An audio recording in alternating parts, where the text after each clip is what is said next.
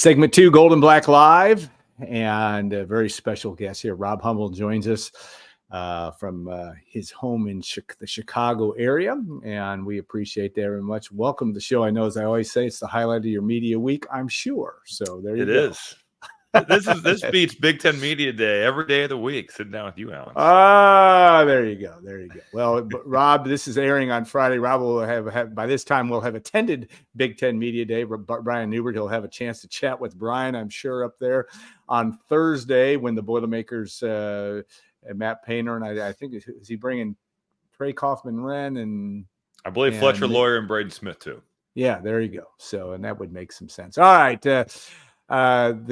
the Goodman and Hummel podcast is back up and going. I listened to it last week. I saw you shot a 76, which is that, by the way, is that a good score? Are you getting to be a 3 or 4 handicap? I've got you. So I mean, my summers. This is all I have. This is all I have. But I love it. I love it. So I do play a lot, and I'm lucky because of a guy I work with on the, I guess, financial side. He's out of Truist in Atlanta, so I can kind of play at Eastlake whenever I'm there, which is a very unknown perk at the time of choosing to work with this guy, but also a great one now. So 76 there, that's just because of the history. The Tiger Woods walk down 18. The clubhouse is like an ode to Bobby Jones. Like it is an awesome place, and the redesign is really, really cool. So that was a really good score for me. Anytime I break 80, I feel pretty good about it. Or anytime I beat Bobby Riddell, I feel really good about it too. So, where do you play in Chicago? I mean, is it easy for you to play when you're in Chicago, or is it hard? I mean, because it's you can't play in a city, so to speak. Yeah, it's hard. Where do you play in Chicago area? Well, I joined a golf club in Evanston, so Evanston Golf Club. But as soon as I joined, they decided to shut the course down for a year, so it's currently closed. The videos they've sent look cool. Yeah, they're redoing the irrigation and the bunkers and the greens. So that's unfortunate timing wise, but. Harborside is a pretty solid option. The only problem is it's probably gonna be a little slower. My brother and I will go out there at twilight in the summer and tee off at 5, and you might play 27 holes and it stays light till 8. So that's the best time to go. Ravislow is a pretty good option publicly, and then with the course being closed, we've had reciprocal play at a lot of places in kind of like the north suburbs. But your number only comes up so often. So even though the courses are nice, you're not getting to go out all that much. I've played a lot this summer with my dad and my brother in North Indiana. Sandy Pines is a really, really nice public course. It's funny. You got to travel 30, 40. My son lives on the South Loop and is trying to do a little bit of the same thing you're doing. And you got to go 30 45 minutes. No, you'll be in the car. You'll be in the car. And that was the good thing about Evanston is that it's really 20 minutes. It's usually 20 to 25 minutes there, but with the construction on the expressway, it could be like 40 minutes home. But 20 minutes isn't terrible. 40 minutes is not ideal. Well, there are some hard-hitting questions we're hitting here, but I have to ask you about your pickleball because I get confused on your with Jeff, who is a knucklehead. He should be on our site, but you already admit that your dad is great. He is. Do you play much though, or do you try? Or you just guarantee that you can beat him? Did you play tennis growing up? Yeah, I played tennis growing up, but not like that well. We'd go out on whether it was vacations or summertime. I played freshman and sophomore year of high school. Played on like the JV team. Pickleball wise, I don't play a ton. I'd like to play more because it is fun, and I like to play tennis too. I like both of those sports. My dad he's not even fun to play against. Doubles wise, he can take any partner and he'll win. Yeah. And if you play him in singles, you can just tell that he has the ground strokes of a number one singles player that played at a Big Ten tennis program. He's got multiple serves. He hits the ball hard. He's got the finesse shots.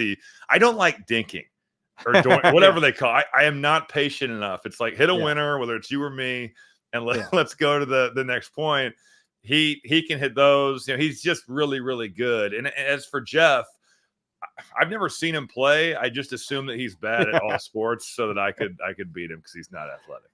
Yeah, you guys have a great rapport, and I think most of it's honest, so it's good. It's it's funny from that. It makes for an excellent podcast, and I know our viewers already probably are subscribing and seeing it as you go. All right, so Purdue basketball obviously coming off last year.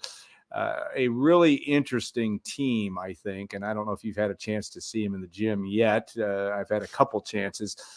Really going to be an interesting group. I mean, I think if you love basketball, and Matt Painter, I think we can both agree, is pretty good at putting things together. This will be an interesting group. And you add a guy like Braden Smith, who I'm going to guess has a little chip on his shoulder. As much as he loves Zach Edey, he likes to prove that he can do something that people say he can't. What do you see from this group? And it will be an interesting year watching the Boilermakers, I would think. Yeah, I think that the talent level. I've been to one practice the morning before the Notre Dame football game, and that was a tough day. Yeah, we'll not get into that. Yeah. And I just was blown away by the depth of talent that this team has, and not to be critical of past teams or even teams that I played on, but I felt like when I played, our top 7 or 8 were pretty good, but like 9, 10, 11, there was probably some fall off, if that sounds right, whether it was guys that weren't ready to contribute because they were young or something else or whatever. Sure. But like the fact that Raleigh Burgess might redshirt, I mean, they're pretty high. Everyone that you talk to is really, really high on him. And it's just one of those things where there's guys that are in front of him that are upperclassmen and older. I just think that Coach Painter's done such a good job, and his staff has done such a good job of stacking good players on top of good players, but then also taking on the challenge of retaining those guys. A lot of places can stack good classes, but the portal just decimates them. So that was the biggest standout to me. And they didn't play much. It was a lot of drill work. It was a lot of teaching. It's one of those days where recruits are in. So it wasn't like it was scrimmages galore. I agree with you on Braden Smith. I think that proving that he can be a top player in the country minus Zach Edey has fueled him all summer. I'm excited to see what Fletcher Lawyer can do, because in a lot of the biggest moments last year, he was terrific. I think the consistency aspect is what's held him back from being an all Big Ten player, and maybe a little bit of the physicality. And it sounds like by all accounts, he's had a good summer in the weight room. This team will be different, but it has to be a really fun challenge for Coach Painter, I would think, to get to kind of tinker and redesign. And, it's so fascinating to see how he's gone from such a defensive minded coach in the mold of Gene Cady. Yeah. When I played for him, I bet we worked on like 70-30 defense offense. It was a lot of defensive principles, and it kind of showed in the way that we guarded, and then the rules changed. And I think that as you gain experience and you get older and you see more and you become wiser, you kind of change your philosophy. And he's become more of an offensive-minded coach. And I think for him to say, all right, we've thrown the ball in the post heavily the last 2 years, and they'll still do that with Trey Kaufman-Wren. I have no doubt about that. But to run some different stuff, to maybe play a little bit faster, although I didn't think they necessarily played slow last year. Yeah. I just think that's got to be a fun challenge for him to take on, and we'll see kind of how this team is. A lot of exciting pieces. Cam Heide is an exciting piece. Yeah. Miles Colvin is an exciting piece. I'm looking forward to seeing how they play. Yeah, it's that Cam Heide has. I'd like to say he has Rob Hummel athleticism, but I don't want to damn him at all. That he is an amazing. No. That dunk at the Final Four that separated him immediately. Okay, which he already had. Just to have it, but it was funny because it was a practice last Friday, and he did another one of those. Just came out of nowhere and threw one down. It's interesting though with Colvin and Heide, and I think they have some, making sure they fit together, or will they fit together in terms of their ball handling skills and what they bring to the table. But if they don't, you still may go Kaufman-Wren and Jacobson. You've got those kinds of things that I think give Matt a lot of options. No, I agree. I think the 5 spot is going to kind of unlock how the lineup falls, I would assume, because with Trey Kaufman-Wren, you could play him at the 5, but I'm assuming that's more of a matchup based There's certain guys who you'd be like, we just don't want to put them out there to have to guard and rebound with who's coming. If you're playing Indiana and they've got Ballo and Renew, or you're playing Maryland with, their bigs and Derek Queen and Julian Reese, like that could be probably problematic.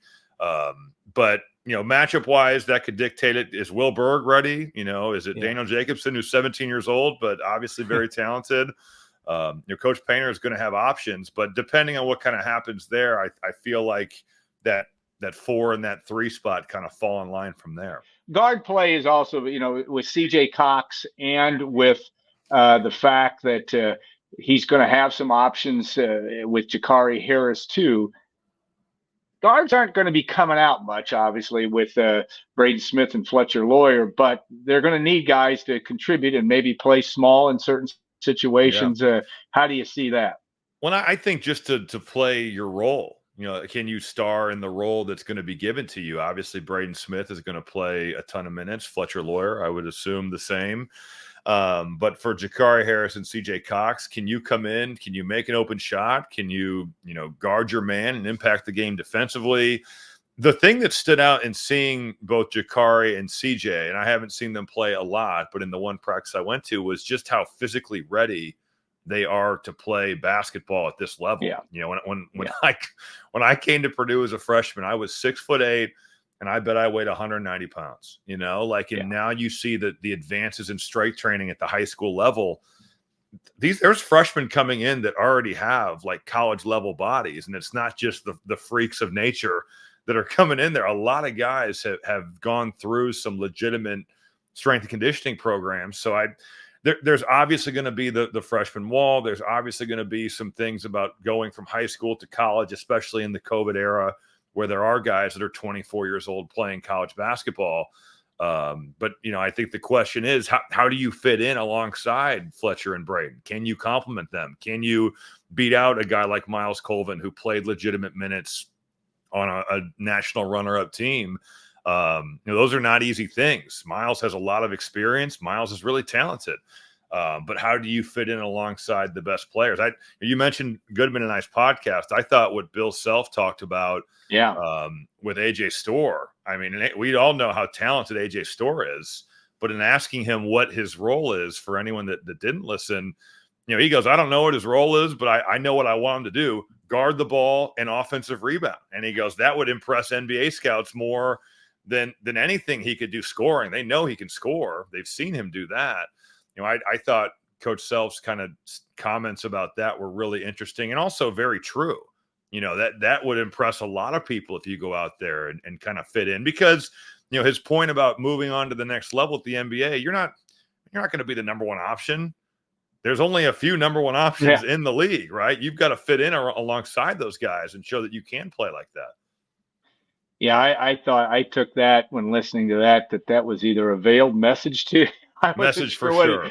I wasn't sure exactly where he was going, but I was working hard to connect the dots, and that's interesting. All right, looking around the Big Ten, and obviously with Big Ten Media Day and looking around this league, Indiana gets a lot of talk because of all the new faces and the fact that there's probably there is some added pressure down there with Mike Woodson. They got to make it happen this year, it would seem. But give me a thumbnail of around the league of what you see, and again, it's, I don't know, in your shoes, it's even in our shoes, it's hard to know because you're trying to piece these people together and how are they going to fit. But tell me what you see around the league. If you were going to list Purdue, I think, would be in the conversation with the upper third of the league, and maybe for an opportunity to be in the upper 3 teams in the league. But how do you see the rest of the league?